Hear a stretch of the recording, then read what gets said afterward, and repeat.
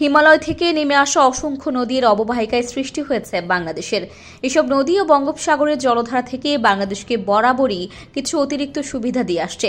নদী ভাঙনে প্রতি বছর হাজারো মানুষ গৃহহীন হয়ে পড়লেও দেশের জলসীমায় প্রতিনিয়ত তৈরি হচ্ছে নতুন নতুন দ্বীপ ও চর। এসব দ্বীপ নিয়ে ভারতের সাথে বিরোধের ইতিহাসও নতুন নয় বাংলাদেশের জন্য। বাংলাদেশের অভ্যন্তরে ভূখণ্ড নিয়ে কিসের মাথা ব্যথা ভারতের? কি পরিমাণ ভূমি যুক্ত হচ্ছে বাংলাদেশের মানচিত্রে?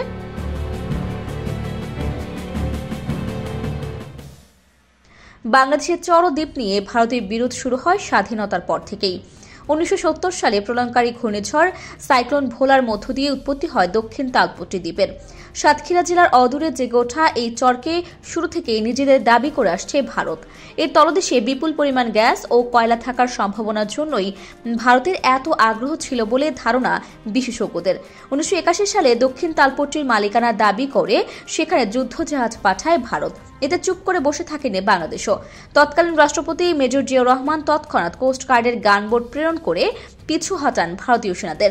এরপর বাংলাদেশের রাজনৈতিক পট বারবার পরিবর্তনে খুব বেশি এগোয়নি এই দ্বীপের বিষয়টি।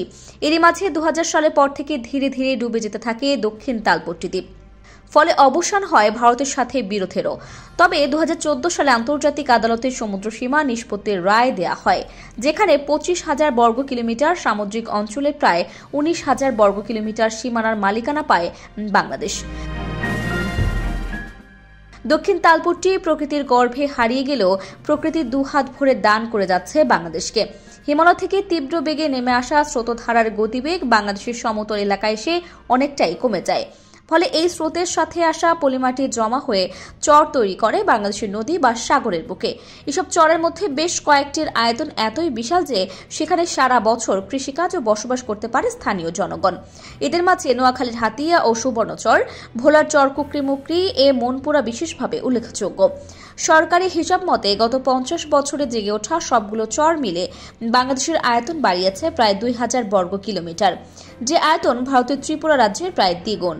তবে সঠিক পরিচর্যা করা হলে পুরনো চরগুলো টেকসই হওয়ার সাথে সাথে নতুন অনেক চর জাগতে পারে বলে মত বিশেষজ্ঞদের।